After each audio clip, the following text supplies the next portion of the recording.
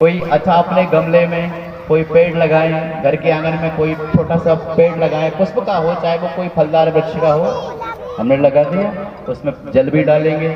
जब वो पृथ्वी से बाहर आ जाएगा तो उसकी जड़पत पार से उसकी रक्षा भी कर देंगे, पशु पक्षियों से उसकी रक्षा भी करेंगे, संवर्धन करेंगे।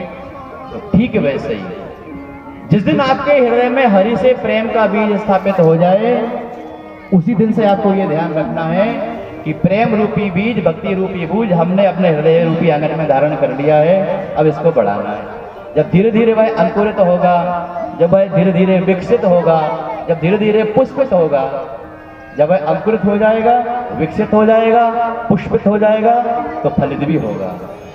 तो इसलिए ध्यान रखना, प्रेम रूपी बीज को जब वो अंकुरित हो जाए तो उसकी रक्षा करना है। रक्षा कैसे करोगे? जो काम, क्रोध, मोह, मद, लोभ, मद, मात्सर्य है, यही शत्रु हैं उसके। किसके? प्रेम के बीज के, भक्ति के पौधे के। सबसे बड़े शत्रु कौन है? यही है, काम, क्रोध, लोभ, मोह, मद, मात्सर्य। इनसे उसको हमको रक्षा करना है और धीरे धीरे वही भक्ति का, प्रेम का बीज वृक्ष के रूप में आपको फलित हो जाएगा और फलदार हो जाएगा। जब फल प्राप्त हो जाएगा तो निश्चित ही आपको तुष्टि पुष्टि भगवत की कृपा प्राप्त हो जाएगी। जैसे छोटे से पेड़ के लिए रक्षा करने की आपकी जरूरत है, और जब वह पेड़ बड़ा हो जाएगा तो वह बड़ा पेड़ आपकी सबकी रक्षा करेगा। वो आपको छाया देगा, आपको फल देगा। जिन पशु पक्षियों से आप रक्षा करते थे, वही पशु पक्षी आकर के उसके ऊपर विराजमान होंगे और वो खुद सर आश्रम मांगेंगे। तो ठीक है, वैसे ही संसार में जिस दिन आपने भक्ति के पौधे को हृदय में धारण कर लिया, जो लोग अन्य लोग भक्ति को धारण नहीं करते, आपके आचरण को देख करके वो भी भक्ति को धारण करेंगे, भक्तिमान बन जाएंगे, भक्तिमती बन जाएंगे और सच पूछिए श्री हरि से प्रेम करना सीख जाएंगे। बोलिए राधे राधे। क्यों धीरे धीरे 4 महिलाएं आई और कुछ ने कहा वो हो कथा सुन रही है, कथा सुनने गई थी। अच्छा, कथा सुनने गई थी कि मेकअप दिखाने गई थी? हाँ, ये बड़ी अच्छी लग रही है। अच्छा, कुछ कहती है देखो तो सही, कथा का टाइम 5 बजे का पूरा होने को 4:45 बजे पहुंचती है, 15 मिनट के लिए दिखाने को हम भी आए। तो लोग तरह तरह के लांछन लगाएंगे, लगाने दो। लेकिन कोई अगर आपको देख के इस प्रकार का भाव लाया, अरे देखो तो सही, ये कथा में 3 घंटे जाकर के बैठती है, मैं भी तो चलती हूँ, ऐसा भी सोचते हैं। आपके अच्छे आचरण को भी देखने वाले लोग रहेंगे, भले चाहे कम रहे। तो आपके कथा में आने के भाव को देख करके, आपके कथा के भाव को सुनने को देख करके अगर कोई 4 लोग और उत्साहित होते हैं तो आपकी कथा सुनना सार्थक है। बंधु जय हो। बोलिए राधे राधे। प्रेम से बोलिए हाँ जी। कुछ मैयाएं क्रोध में बोलती हैं, डर लगता। वैसे तो हमारा अपना घर है, हमसे कोई कुछ कह नहीं सकता। हमारी मैयाएं बहुत सारी बैठी यहाँ पे। अभी हमारी सीता माता जी, आंटी जी भी आ गई हैं, अभी मातृतुल्य हैं। और हमको तो उन्होंने कई प्रकार की समझाइश भी देती है, पढ़ाती भी है। सारे गामा खूब सिखाए, उन्होंने कहा थोड़ा सुरले ताल सीख लो, लेकिन हमारा दुर्भाग्य के समय ज़्यादा नहीं दे पाए। लेकिन ठीक है, जैसा भी है। अभी भी कहती हैं आप आया करो घर पे और मैं तुम्हें ये राग सिखा दूंगी, ये सब। अच्छा भाव, कितना आशीष, कितना एक प्रेम हमको मिलता है आपसे। हम तो बड़े बड़े भागे हैं वास्तव में। नहीं तो पूरा पड़ोस के लोग तो आपस में चर्चा नहीं करते, बोलते नहीं है, देखना नहीं चाहते। यहाँ तो सब हमको अपना मानते हैं, हम सबको अपना मानते हैं, सब अपने ही तो हैं। तो कितनी अच्छी बात है। आज खुद चली आई, हम आज जा करके बैठेंगे, बताइए आकर के बैठेंगे, कितनी बढ़िया बात। बोली भागवत भगवान की। तो सुखदेव भगवान कहते हैं, राजन परीक्षित, इस प्रकार से जब भाव को सुनाया गया कि जब तक शरीर नहीं छोड़ना है, जब तक परमात्मा से प्रेम ना हो जाए, और कब देह छूट जाए कभी पता नहीं। इसलिए अभी से क्या करो, भगवत मार्ग पकड़ लीजिए। तो भरत जी पर बड़ा प्रभाव पड़ा उपदेश का। भरत जी पर इतना प्रभाव पड़ा कि भरत जी का तो ब्याह हो ही गया था। तक्षण कह दिए, पिताजी मैं विरक्त होना चाहता हूँ। विरक्त होना चाहते हो? कहा हाँ महाराज, जब तक घर में रहूंगा, ये पुत्र पौत्र रहेंगे, पत्नी रहेगी, सब ये तमाम सारे बंधन बंधे रहेंगे। ऋषभ जी तो पहले सन्यास के मार्ग में निकल ही चुके थे। भरत जी ने भी अपने अन्य भाइयों को वो राज्यपाट छोड़ करके वो उनकी यात्रा प्रारंभ कर दी। और नेपाल के पास जो गंडकी नदी है, इसको शालिग्रामी नदी कहा जाता है। शालिग्रामी, गंडकी, जिसके पत्थर शालिग्राम कहे जाते हैं। नर्मदा के कंकर शंकर कहे जाते हैं। और शालिग्राम की नदी के जितने भी पत्थर हैं काले काले वह शालिग्राम की बटैया कही जाती हैं। बढ़िया सुंदर आश्रम बना लिया अपना, घास फूस का, सुंदर वहां का वातावरण है, पक्षियों की चहचहाहट है, सुंदर नीर समीर चल रही है, मन प्रसन्न रहता है, भगवत आराधना में लग गए हैं। लेकिन एक समय की बात कि गंडकी नदी में स्नान कर रहे थे और स्नान करते हुए उन्होंने क्या देखा कि पास में एक सिंह ने हुंकार भरी, और जब सिंह ने हुंकार भरी तो उस समय कुछ हिरणियों का समूह, हिरण का समूह जलपान करने के लिए आया हुआ था। तो सिंह की दहाड़ सुनकर वह सारे हिरण यहाँ वहां भागने को तैयार और सब भाग गए, लेकिन उनमें से एक गर्भिणी थी, और जैसे ही उसने नदी को छलांग लगा करके पार करने की कोशिश की, वह गर्भस्थ शिशु शावक उस जल में ही प्रवाहित होने लगा। इन्होंने देखा कि छोटा सा नन्हा सा शावक है, और उन्होंने को पकड़ लिया और सोचा कि यहाँ आस पास कहीं ना कहीं इसकी माँ मिली जाएगी, ढूंढा भी, लेकिन वह हिरणी मिली नहीं। अब कहा क्या किया जाए, तो कहा इसका लालन पालन मैं ही कर लेता हूँ। तो शावक को अपने आश्रम में ही कोठी में ले आए और उस जो घास फूस की अपनी झोपड़ी बनाई थी उसको रख लिया। अच्छा, हिरण का शावक बड़ा सुंदर होता भी है, बड़ा सुंदर लगता है, स्वाभाविक प्रेम जागृत हो जाता है हमारा, तो बड़ा उस पर स्नेह आने लगा, प्रेम होने लगा। छोटे छोटे घास के तिनके उसको खिलाने लगे, चबाने लगे, उससे प्रेम करने लगे, दुलारने लगे। अब जो तपस्या में समय देते थे वह समय धीरे धीरे कम होने लगा और उस हिरण के शावक से प्रेम में समय ज्यादा देने लगे। अब धीरे धीरे वो तपस्या छूटती चली गई, और एक दिन की बात कि जब वो हिरण शावक थोड़ा बड़ा हो गया था तो वह अपनी उस घास फूस की झोपड़ी से बाहर घास फूस खाने के लिए निकल गया था। तो प्रतीक्षा करी कि अब आएगा, अब आएगा, अब आएगा। एक रात्रि व्यतीत हो गई, दूसरा दिन व्यतीत हो गया, दूसरी रात्रि व्यतीत हो गई। जब नहीं आया तो इतना प्रेम उससे शावक से हो गया था, उसका स्मरण करते करते देह छूट गई महाराज, देह छूट गई।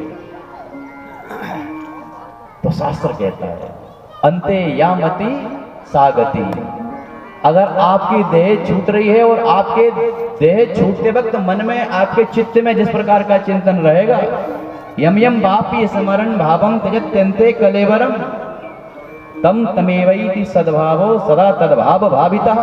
गीता में कह रहे हैं अर्जुन से भगवान कृष्ण, यम यम स्मरण, यम यम चिंतयति स्मरण भावम त्यजत्यन्ते कलेवरम। कलेवर को जब आप त्याग रहे हैं, और कलेवर त्यागते वक्त आपके मन में चित्त में जैसा चिंतन रहेगा आपको वैसे ही दूसरा जन्म प्राप्त हो जाएगा। इसलिए परीक्षित को पहले कह दिया था कि जन्म लाभा परा पुंसाम अंते नारायण स्मृति ही। ऐसा कुछ साधन करिए शुरू से ही, प्रारंभ से ही, कि अंत समय में भी भगवान का चिंतन बना रहे। प्रेम से बोलिए राधे राधे। तो अंते या मति सागति, मति थी किसमें कि वो हिरण का बच्चा नहीं आया, भूखा प्यासा पता नहीं किसी पशु ने तो नहीं खा लिया, देह त्याग दी महाराज, तो हिरण का ही इनको जन्म मिल गया, हिरण की योनि में पहुंच गए, पशु योनि में पहुंच गए। अब देखिए शरीर भले छूट जाए लेकिन शरीर के संस्कार नहीं छूटते बंधु। सत्कर्म आपको छोड़ते नहीं है, सत्कर्म तो आपको, उन सत्कर्मों का फल तो आपको यहाँ तो मिलेगा ही, परलोक में मिलना तय है। अब हिरण की योनि में तो थे लेकिन ज्ञान पूरा था, इससे पहले मैं क्या था, मेरी अवस्था क्या हुई। मैंने पिताजी के उपदेशों को स्वीकार किया, घर बार छोड़ा, गंडकी के नदी के किनारे आकर के तपस्या प्रारंभ करी, पशु के बच्चे को हाथ में ले लिया, उसी शावक को स्मरण करते करते देह त्याग दी और आज वही हिरण बन गया। धिक्कार है मुझको, धिक्कार है। एक दिन देखा कि एकादशी की तिथि है, आज भी एकादशी है और आज देवक प्रबोधनी एकादशी है।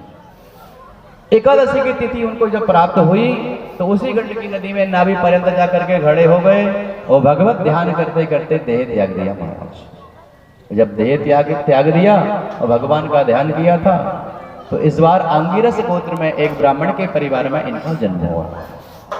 अब जन्म हुआ, पिताजी ने, अब ब्राह्मण के घर में पुत्र जन्म हुआ है तो पंडित जी तो फिर मंत्र को ही पढ़ाएंगे, तो सबसे पहले गायत्री मंत्र सिखाया।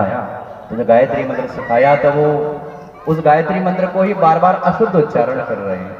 पिताजी बार बार माथा पीट रहे हैं कि देखो तो सही मेरे घर में कैसा कुपुत्र पैदा हुआ है, गायत्री मंत्र को शुद्ध नहीं, मैं कितनी बार उच्चारण करा रहा हूँ लेकिन एक बार भी शुद्धोच्चारण नहीं कर पा रहा। अरे धिक्कार है तुझको, कहाँ का मूर्ख मेरे घर में पैदा हो गया। अच्छा, क्यों नहीं बोल रहे हैं सब लोग? वो कह रहे हैं कि अगर मैंने आ शुद्ध उच्चारण कर लिया, एक मंत्र सीख लिया, दूसरा मंत्र सिखाएंगे, और दूसरा मंत्र सीख लिया, तीसरा मंत्र सिखाएंगे।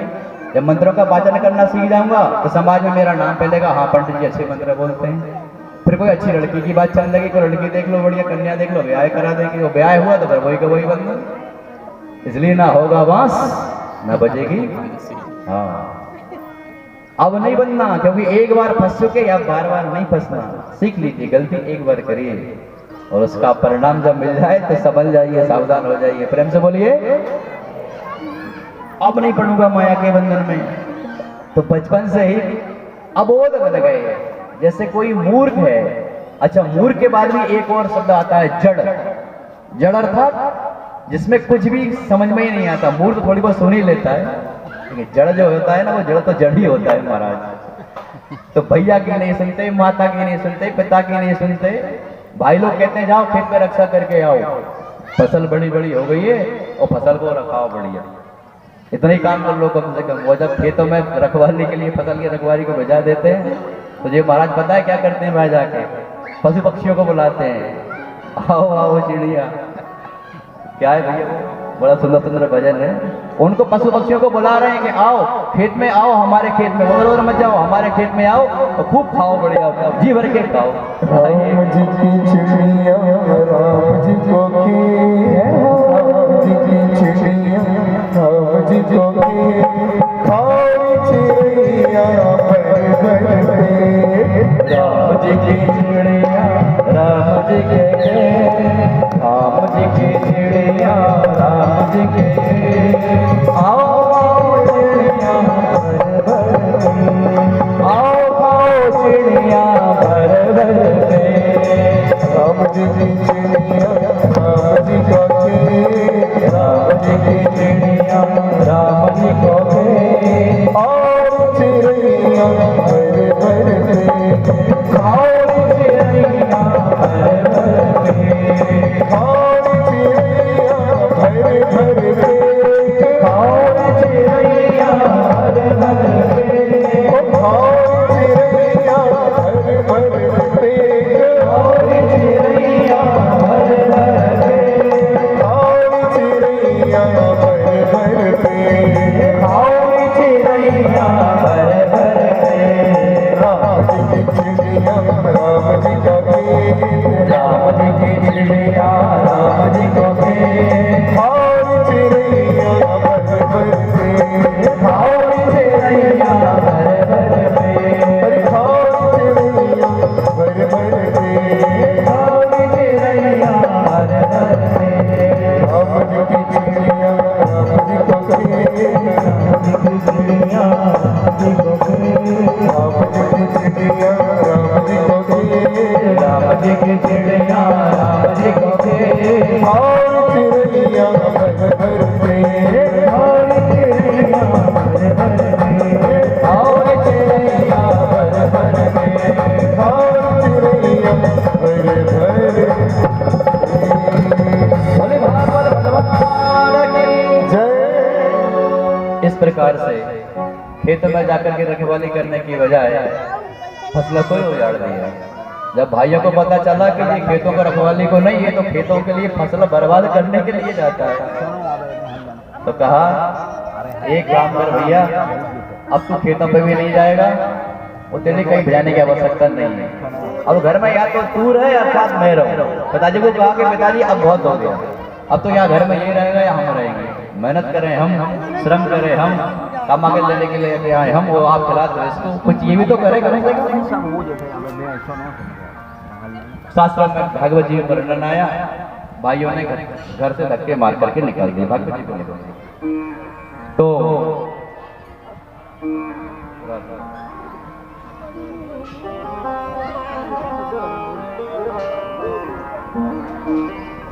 हमारा धन राधे श्री राधा श्री राधा। हमारो धन राधा श्री राधा श्री राधा। हमारो धन राधा श्री राधा श्री राधा। हमारो धन राधा श्री राधा श्री राधा। परम धन राधा राधा राधा राधा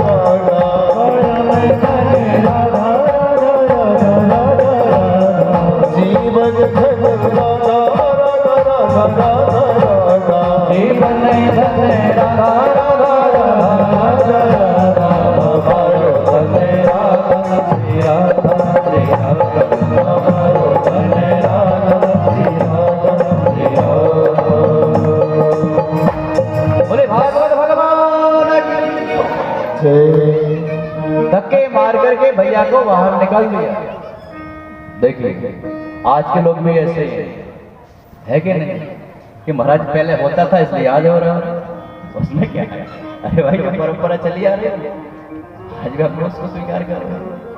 हाँ, परंपरा को स्वीकार करें, लेकिन हम बोलते हैं ना कि धर्म की जय हो, अधर्म का नाश हो, प्राणियों में सद्भावना हो और सनातन धर्म की जय हो। तो सनातन की जो परंपराएं हैं, उन सनातन की परंपराओं को हमको जीवन में अवश्य धारण करना है। उस दिन वो भाई साहब आए थे भार्गव जी, कितनी अच्छी बातें बताई सनातन की परंपराओं के बारे में। और वास्तव में छोटी छोटी बातों का बड़ा प्रभाव था और है भी, लेकिन हमारे आचरण में नहीं है। और आजकल के छोटे छोटे बच्चों को प्रणाम करने में परेशानी है। बस गुड मॉर्निंग बोल दिया, हाय हाय बोल दिया। अच्छा देखो, हाय कितना भयानक शब्द है और कितना शोक वाला शब्द है हाय। हम प्रेम से बोलते हैं हाय। अब बताइए, जिसको बोलने में शोक का भाव जागृत होता है उसे हम प्रेम से हाय हाय बोलते, तो घर में हाय हाय मचिए बोलिए राधे राधे। तो जैसा आपके स्वभाव में है, आपके व्यवहार में, वही आपके घर में। इसलिए हेलो हाय छोड़िए, राधे राधे बोलिए। हेलो हाय छोड़िए, राम राम बोलिए, सीताराम बोलिए, राधे श्याम बोलिए, राधे राधे प्रेम से बोलो, जय जय श्री राम। चल पड़े महाराज भरत जी, कहाँ जाए? देखिए जानते सब है, जानते हुए अबूझ बने हुए हैं। लोग जड़ कहने लगेंगे तो जड़ है, जड़ है, इसमें कुछ नहीं हो सकता, इसको भगा दो। भगा दिया महाराज, बैठे। और जब स्वतंत्र हो गए, परम स्वतंत्र सिर पर कोई जिम्मेदारी नहीं, कोई बाधा नहीं, कोई चिंता नहीं। और जब ऐसा भक्त विरला होता है तो उसकी रक्षा तो स्वयं हरि करते हैं महाराज, स्वयं हरि करते हैं। अब एक जगह बैठे बैठे भगवान का नाम स्मरण करते रहे और भगवान से इतना प्रेम जागृत हुआ, इतना प्रेम जागृत हुआ कि रोने लगे। वो रोते रोते हंसने लगे। भगवान का भक्त कभी हंसता है, कभी रोता है। रुदत्ते भीषणम हस्ति क्वचित च्यो। वह भक्त कभी हंसता है, कभी रोता है। तो वहां पर एक पास में ही नगर में एक कोई चोरों के सरदारों का एक राजा था। तो उनके यहाँ संतान नहीं थी, पुत्र नहीं थी, पुत्र की प्राप्ति की कामना थी। तो ब्राह्मणों ने किसी कुल पुरोहित ने कहा होगा कि एक नर बलि कर दो जिससे तुम्हारे घर में संतान की प्राप्ति हो जाएगी। तो चोरों के सरदार ने उन दस्युओं के सरकार ने एक दो चार लोगों को भेजा कि जाओ भैया कोई ऐसा मनुष्य ले आओ नर बलि करने के लिए जिससे ये काम हो जाए और हमारे घर में संतान की प्राप्ति हो जाए। बताइए, किसी को मारो और घर में फिर संतान के लिए कामना करो, ये कोई शास्त्रों की आज्ञा है क्या? ये सदाचार है क्या? अच्छा वो भी किसको पकड़ने को पहुंच गए? वो जो भेजाए गए थे चोरों के सरदार जिनको भेजा था उन दूतों को, तो दूत उसको पकड़ने पहुंच गए जो भगवान के परम भक्त थे महाराज, जिनका हर समय श्री हरि रक्षा कर रहे हैं। देख रहे हैं कि कभी हंस रहा है, कभी रो रहा है। कहा महाराज जयराम जी की, तो कहा जयराम जी की। तो पूछा कहाँ से आए हो, कहाँ जा रहे हो, क्या कर रहे हो, क्या नाम है? इनने कुछ नहीं बताया, केवल हंसते रहे। उन्हें लगा तो पागल है, मंदमती है, इसी को ले चलो, बढ़िया मिल गया, बिना कोई मेहनत के, ज्यादा कहीं जाना नहीं पड़ा, अच्छा मिल गया पागल का। हमारे साथ चलोगे? कहले हाँ चलेंगे। तो कहने लगे आपकी बलि करवाएंगे? तो हाँ करवा देंगे। महाराज चल पड़े, सरदार के पास पहुंचे। महाराज जी देखो, वो भी समझ गए तो पागल है, पागल तो पागल होता है महाराज, ये तो जड़ है, जड़ तो जड़ ही है। उसके खूब स्नान करवाए गए महाराज भरत जी, खूब स्नान करवाए, चंदन लेप लगाए गए, सुंदर सुंदर वस्त्रों को धारण करवाया गया। रथ में विराजित होकर आने के बाद में पूरे नगर में उनकी नगर यात्रा, शोभा यात्रा निकाली गई। क्यों?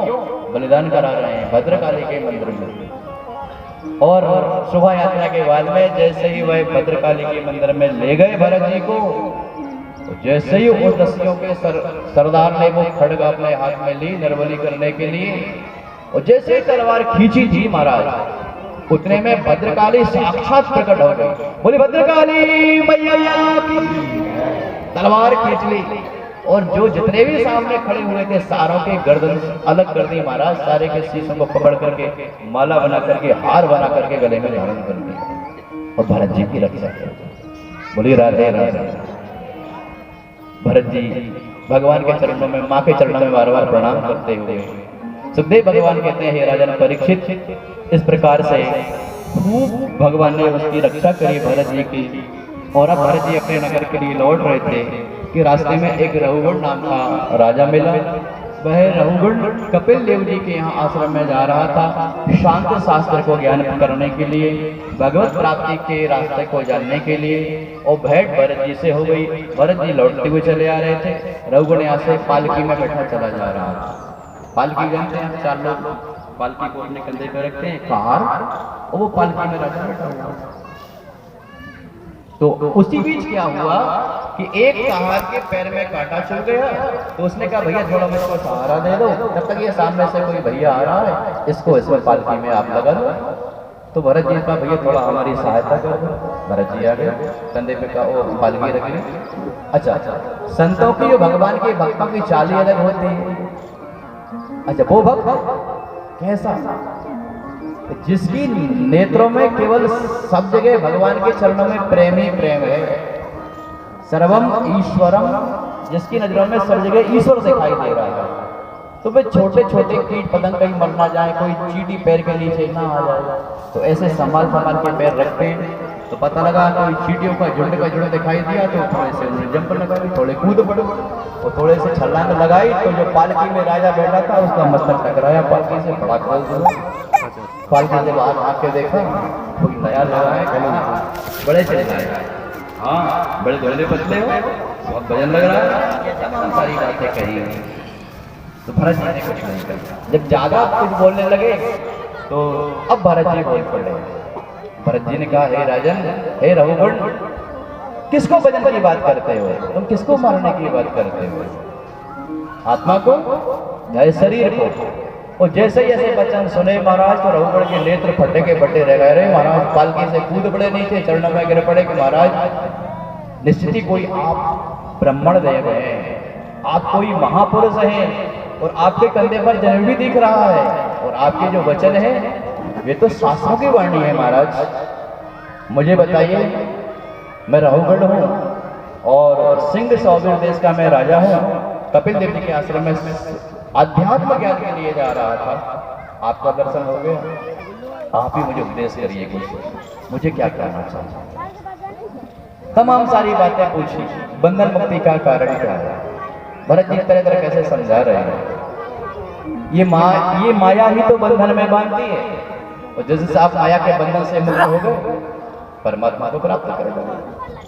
अरे भाई, ताला है, चाबी को ऊपर घुमाओगे ताला खुल गया, और चाबी को आपने नीचे घुमाया ताला बंद हो गया। तो शास्त्र कहता है, गीता जी में लिखा है, ऊर्ध्वं गच्छन्ति सत्त्वस्थः मध्ये विलसन्ति राजसः। जो ऊर्ध्वगामी, जिन्होंने इंद्रियों से ऊपर में लोक में वैकुंठ लोक में ऐसे भगवान श्री नारायण का ध्यान किया है, जिसने भगवान का चिंतन स्मरण किया है, जो जिन्होंने इंद्रियों को ऊर्ध्वगामी बनाया है, जिनकी सोच उन्नत है, जो अध्यात्म को धारण करते हैं जीवन में, वह निश्चय ही भगवत धाम के अधिकारी होते हैं। मध्य तिष्ठन्ति राजसः, और जो माया में पड़े रहते वह माया के बंधनों के कारण संसार में ही भटकते रहते हैं। और जगन्य गुण वित्रस्था अधो तिष्ठन्ति तामसाः, गीता की बात। जो तमोगुण को धारण करता रहता है वह निश्चय ही नारकी होने को प्राप्त हो जाता है। तो सत्वगुण, रजोगुण और तमोगुण, सत्वगुण को धारण करोगे तो जीवन देवमय हो जाएगा, अमृतमय हो जाएगा। रजोगुण को धारण करते हो तो बार बार संसार के जन्म मरण में पड़ते रहोगे, और अगर तामसी प्रवृत्ति के बनोगे तो निश्चित ही नारकी होने में पहुंचोगे। सीधी सीधी बात। तो कहा, हे राजन, मनुष्य के ही हाथ में है कि उसको बंधन में रहना है अथवा मुक्ति का मार्ग पकड़ना है। तमाम सारी बातें बताई। भरत जी से कहा, हे भगवान, आपने कहा कि शरीर को मारोगे तो कष्ट शरीर को होगा या आत्मा को? स्थान लेकिन तापस पैसों में तापस तत्तापस कंडोल गर्भ रंध्री। कह रहे हैं कि जिस प्रकार से चावल को पकाने के लिए तवेली में डाल करके गैस को चूल्हा, उसमें अग्नि प्रज्वलित करके पानी भर के उस पात्र को रख दिया जाए, तो महाराज एक बात बताइए, अग्नि के प्रताप से वह पात्र पहले गर्म होगा, और पात्र गर्म होगा तो पात्र में जो जल पड़ा है वह जल गर्म होगा, और जल जब गर्म हो जाएगा तो जल में जो चावल पड़े हुए हैं कंडल वह पक जाएंगे। तो आपने कहा कि शरीर में कष्ट नहीं होना चाहिए, आत्मा में कष्ट होगा या शरीर में कष्ट होगा? एक बात बताइए भगवान, कि अग्नि के प्रताप से जब वह चावल पक सकते हैं तो फिर ये संसार के सारे जो सारी विषय वासना का प्रभाव इस आत्मा पर भी रहता होगा ना। तो भरत जी मुस्कुराने लगे, कहने लगे हो तो परम मूर्ख, विद्वानों की भाषा बोलते हो। तुम जिसकी बात कर रहे हो कि अग्नि को पहले प्रज्वलित किया, फिर उसमें एक पात्र रखा जल का भरा हुआ, उसमें चावल छोड़ दिए गए, वो पक गए, तो इसमें एक दूसरे का संपर्क है। ये इन सबका गुण समान है, ये समान गुण धर्म वाले हैं। लेकिन आत्मा जो है हे राजन, आत्मा इन गुणों से परे है। उदाहरण के लिए जल आपको दिखाई दे रहा है कि ये जल है, अग्नि आपको दिखाई दे रही है ये अग्नि है, चावल दिखाई दे रहा है कि ये चावल है, बर्तन दिखाई दे रहा है कि ये बर्तन है। लेकिन एक बात बताइए, जिनके द्वारा ये गर्म हुआ है, जिस ताप के द्वारा, वो ताप आपको दिख तो रहा, अनुभव तो नहीं हो रहा। तो ये इस शरीर में आत्मा तो है, लेकिन आत्मा दिखाई नहीं देती। ये आत्मा ना मरती है, न जन्म लेती है, न गलती है, न सड़ती है, इसका कुछ नहीं होता। ये आत्मा तो क्यों? क्योंकि आत्मा परमात्मा का ही तो अंश है। तो कह रहे हैं कि तुम जो बात कर रहे हो कि चावल किस प्रकार से पकाया जाता है, तो शरीर में जो आत्मा रह रही है वह आत्मा भी तो उस शरीर के द्वारा दूषित होती होगी। तो कह रहे हैं, सुखदेव जी ने कहा, हे राजन परीक्षित, इस प्रकार से भरत जी ने राजा रघुगण को कहा कि आत्मा का प्रभाव, शरीर का प्रभाव आत्मा पर नहीं होता। आत्मा अजर अमर है, शरीर शरीर है, क्योंकि शरीर इसी संसार की वस्तुओं से बना हुआ है, पंचभूतों से बना हुआ है, और आत्मा इन पंचभूतों से परे है। इसलिए इन पंचभूतों का प्रभाव शरीर पर तो रहेगा, लेकिन आत्मा पर नहीं होता। इसलिए हमने कहा था, हे राजन, किसको मारने की बात करते हो? भरत को मारना चाहते हो या आत्मा को मारना चाहते हो? किसको? शरीर को मारना चाहते हो या आत्मा? तो वो सारी बातें जब ज्ञान की बातें बताई तो मन प्रसन्न हो गया। है भगवान, आपने बड़ा कृपा करी, और भी उपदेश करिए, बहुत सारे उपदेश के ऊपर बताए गए, और अंत में सार रूप में यह कह दिया गया कि मनुष्य देह प्राप्त करके संसार में ठीक उसी प्रकार से मर जाता है जिस प्रकार से एक पतंगा उस नौ को देखता है, उस नौ को, दीपक की नौ को प्राप्त करना चाहता है। वह चाहता है कि यह मेरी है, मैं इसको प्राप्त कर लूं, मुझको प्राप्त हो जाएगी, लेकिन उसको प्राप्त करने के लिए बार बार उसको पाना चाहता है, स्पर्श करता है, और बार बार पाने के चक्कर में जल करके मृत्यु को प्राप्त हो जाता है। ठीक है, वैसे ही हम भी इस संसार में आते हैं और ये मेरा, ये ऐसा वैसा सोच सोच करके माया के बंधन में बदलते चले जाते हैं, और देह कब छूट जाती है पता ही नहीं चलता। बोलिए राधे राधे, प्रेम से बोलिए। श्री कृष्ण गोविंद हरे मुरारी, हे नाथ नारायण वासुदेव। श्री कृष्ण गोविंद हरे मुरारी, हे नाथ नारायण वासुदेव। हे नाथ नारायण वासुदेव, हे नाथ